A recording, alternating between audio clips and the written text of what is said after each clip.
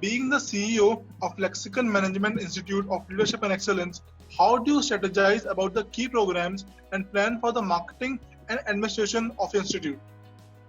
I think one of the most important things that we need to kind of keep in mind when we are doing our strategies is what is our intention and where does that intention come from. So at the Lexicon Management Institute of Leadership and Excellence, everything actually comes from the fact that there is a lot of genuineness that we bring to the table. And that genuineness comes from the heart. It is clearly focused around making a difference in the lives of the people who we are going to be working with, who are going to be studying with us, who are going to spend time with us. So the whole effort is around that aspect of it. So that's the macro picture. Then it goes down into the aspect that where do we see ourselves as an institute and what do we see ourselves doing as an institute. So these are the two other things that come in. So we make a plan which is 1 year, 3 years, 5 years, and 10 years. But the whole heart of it sits around integrity, honesty, and genuineness. And it focuses around delivering quality content to our students, making a difference in their lives, and ensuring that they have great professional careers moving ahead of it. So that is the fact. And we try to kind of focus around the fact that we will only speak facts and share with you facts on the term. And there's a lot of effort going at the background to ensure that at every step and every day that we are working together as a team, we are focusing on learning more, doing more, and ensuring that we are improving ourselves. Right, sir. I fully agree with you. Sir, my next question is, how do you plan on using the immense knowledge and experience you have gained over the years in this education industry? So one of the big things for me has been, as a child, my mother was a principal, and my wife is a professor. So I have actually seen the difference that they have been able to make in lives of other people. And then when I go back to me personally, I have been fortunate that I've had outstanding teachers from my school time, growing up into where I am. And I dedicate and I say this very openly, I am what I am today because of my parents and the teachers that were involved in my life and my family. So this being the base of where I come from, the experience that I have gained over the years, there are two aspects to it, right? One, I genuinely want to make a difference and give back. I genuinely want to ensure that the students who are with me, who are learning with me, learn and grow. The second aspect that is very critical to me is to make students who are industry ready. So my experience in the corporate world, my experience that I've had over the years learning will be to try and transcend that information, that content, that knowledge to them. So when they enter the industry, they are industry ready. Right. Agreeing, sir. Sir, according to you, what makes the education industry the best industry to work in? I think in one line, it's you're creating new lives. You're creating the world and you're creating the future. That's the beauty of the education industry. It is an industry where you are investing in people. And the investment in people is what's going to make the world of tomorrow. It's going to define the world that my child enters into, my grandchild enters into. And that's what is so unique and differentiating about the education industry. So what impact will COVID-19 have on the education industry in the coming years? What are your views? So when you look at COVID-19, we started our conversation with that aspect, and we spoke about quarantine. Now, everything that you do is related to a mindset and how you look at things. I attended a session with Marshall Goldsmith yesterday, and one of the things he said in his session was that there are two things that we need to do. One is accept, and two, make peace with it. What is happening today is not going to change. You're not going to be able to go back into the clock, turn time, and say COVID never happened. So it has happened. We need to accept that it has happened, and then now we need to make peace with it. Once we are able to do that, you're going to take out the so-called saying that acceptance is the new denial is removed out of the picture, because you now have accepted what's happening. Now, when you do that, you need to then make strategies to work around how you can kind of continue your life, and in our case, continue our vision of making a difference in the lives of the students, improving their knowledge and making them great career professionals. How do we do that? We need to re-strategize, we need to re-visualize everything that we were doing yesterday and look at how we are going to do it tomorrow. COVID 2019 is going to have an impact, and that impact will be based on the mindset that the individuals have. We have students who are being onboarded just now, and what I loved about the aspect of the batch that we have is that they were an extremely positive mindset. Are they worried about things? Yes, they are. But the clear thing is they've got a great positive mindset, and that's what we need to kind of as an industry take forward. We will need to adapt. Digitalization is here to stay, and you at Collegedunia have done a phenomenal job, and we had that initial webinar, I think the series 1 of the webinar series that you did, where we discussed about digitalization. It's about how you are going to be able to deliver your content online. It's about how you're able to connect with your students online, and how you're able to build relationships without meeting people. Networking, so digital networking, social networking, all those aspects will come in.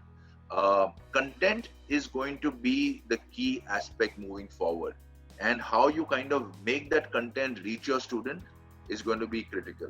The second aspect is in terms of the physical learning itself. As an institution, you need to ensure that you are taking steps and measures to make a difference.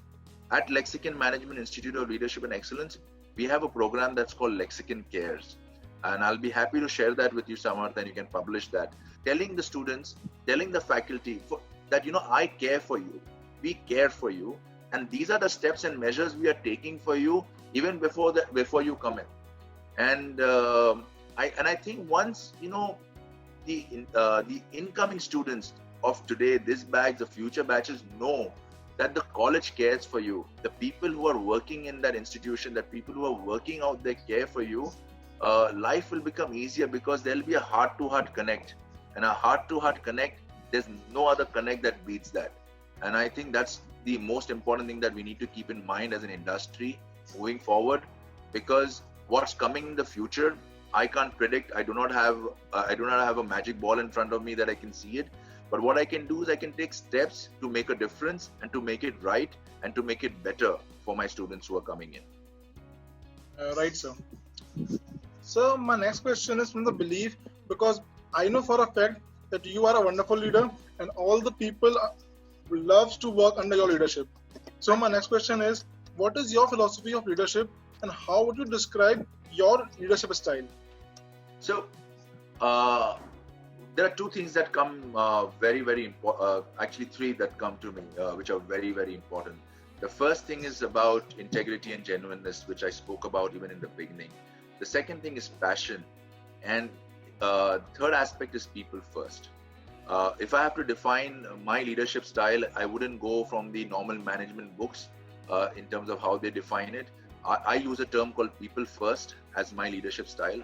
As long as you're looking after your people, everything else falls in place. There's a small mantra that I follow. It's called firm, fair, and friendly. Fair always comes first in that. Right, sir. Let's talk about Lexicon Management Institute of Leadership and Excellence in particular.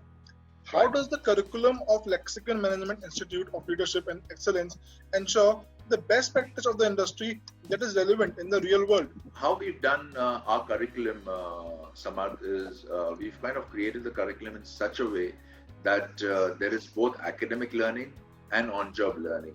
There has been, when we were younger, and I remember when I was in college, we used to have this debate called, is education more important or experience more important? And then you had people going forward and kind of talking about it and doing a debate around it. I have always believed, and I think which is the thing that everybody believes, is education and experience go hand in hand and they are common. So that's the philosophy that we've kind of tried to put into our curriculum. So in year one, in the 3 trimesters that you go through, there's a lot of academic focus and content for you to kind of learn and understand the basics and the specializations that you need to do for every subject. We also have a dual specialization. So there's no major minor, you get a major for both. So it allows you to kind of multi-skill, which is also a very, very important skill moving ahead, because with the economic chill coming in, I cannot say that I'm an HR professional, I'm a marketing professional, or I'm a finance professional. I should be able to fit myself in the need of my organization and amplify my work in such a way that I am able to do dual roles. So that's what the academics does for you. The second aspect of it is something that we call the internship program, which is year 2, which is a very, very intensive program. It is a period of 9 months to 11 months where you go in for internship. It's a paid internship. You have an industry mentor that is attached to you. You have an academic mentor that is attached to you. So along with the learnings that you are doing while doing your internship, you also have a lot of projects and tasks that kind of are given to you academically. You have to do both in tandem. It also kind of prepares you for the life that you're going to move into a corporate, where time management, managing your schedules, driving work efficiency, driving proficiency in terms of how you execute excellence, all that comes in. So when you kind of finish year 2, you're very, very industry ready. The other aspect that we do extremely well, and I'm very, very proud of, is how we kind of create a culture of networking for our students.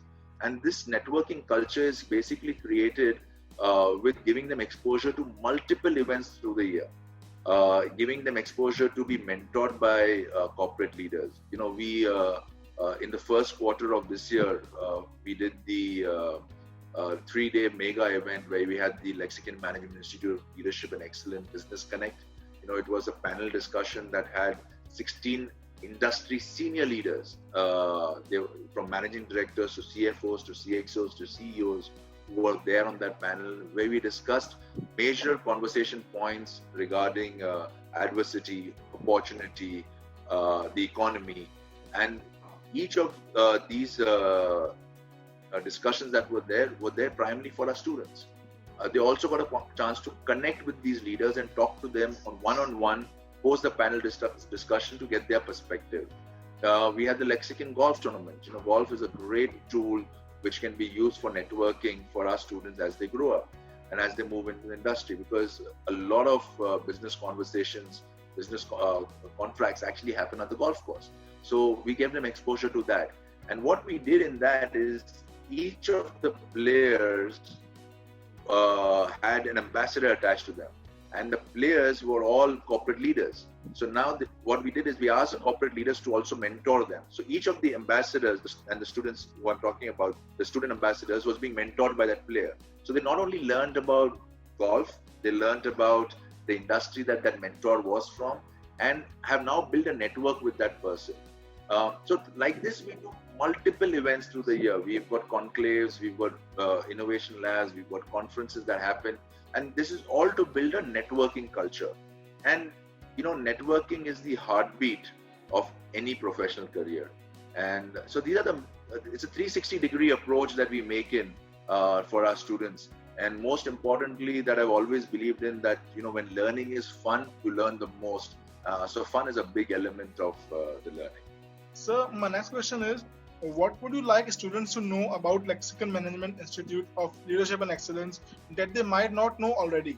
I think, you know, I have always said this, and that's a very, very important differentiating factor that is there in any kind of work life or any kind of institution or business or corporate that is there.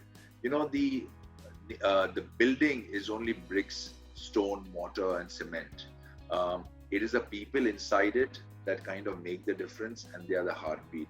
Great companies are built around great people, and at the Lexicon Management Institute of Leadership and Excellence, I am very, very proud to have a phenomenal team of faculty, support members, management leaders who are there to ensure that they genuinely care for the students, and they will do everything in their hand, in their heart, in their ability to add value and make a difference.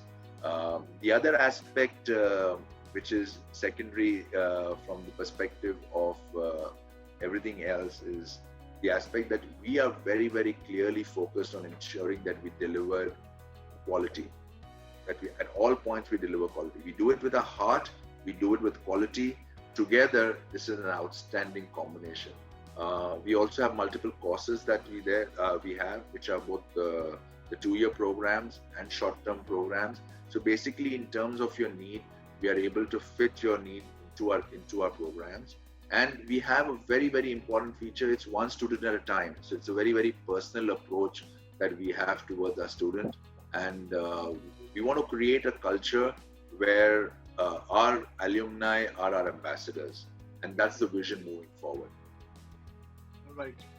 And sir, how do you tend to establish a healthy relation and environment in Lexicon Management Institute of Leadership and Excellence?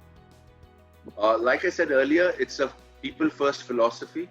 So with the people-first philosophy, you're always going to ensure that it's a healthy environment, it's a fun-loving environment, it's an environment that believes in delivering the best, and it comes out proactively versus it being a reactive approach. Okay. And sir, any suggestions that you would like to give to the current youth and the aspiring students? There's a saying that says that your brain is not a vessel that you just need to fill in, right? So knowledge is not something that you need to fill in like a vessel. It is something that has to kindle a fire in you. It has to drive passion in you. Now, and it is extremely, extremely relevant today that we follow a few small things around us. One of them is kindness. I think we need to kind of start thinking with our heart a little bit more. That is something that this whole pandemic has shown us. It has shown us that nobody is immune financially, economically, health-wise, to the circumstances that can be created around us. So it's very, very important that you live your life with passion, you learn with passion, and whatever you do it with passion. Make an effort to look after the people who are around you. Cherish what you have. Cherish the time that you have with your family, because you never know when it goes away. And I am a firm believer of the saying of Sant Kabir, Kaal kare so aaj kar, aaj kare so ab, pal mein pralay hoegi, fir bahuri karega kab. This was said centuries ago, but it is relevant today, was relevant yesterday, and will be relevant tomorrow. So that's a small message that I have for you. That is true indeed, sir. True indeed. Sir, any message that you have for the MBA aspirants in the world or in the country? So, you may be very, very confused. What should I do? Do I do my MBA, or do I postpone it? Do I drop a year? Or do I look at doing it later on? Remember, one very important thing is, if there is a time to invest in yourself, the time is today. Please, wherever you want to do it, that's choice that you have. This is a heartfelt request from my end that if you are planning to do your MBA, or if you are not planning to do an MBA, please do one. Please upskill yourself, up your knowledge, and do it now, because this is the time that you have got to do it. The economy at the moment is on a downward trend. What's going to happen in a couple of months is it's going to go on an upward trend. Do not look at the valley that you are in now. Look at the peak that is available to you in the future. So if you enter your MBA right now, in the next 2 years, when you're kind of finishing your program, I strongly believe that the economy will be on the rise. You can be riding the wave and win. So if there was one thing that I would, if my son was old enough right now, and he was in a dilemma of should I do an MBA now or should I not do an MBA now, my recommendation to him would have been, listen, Ayan, go for it. And that's my bit to you. Do your MBA.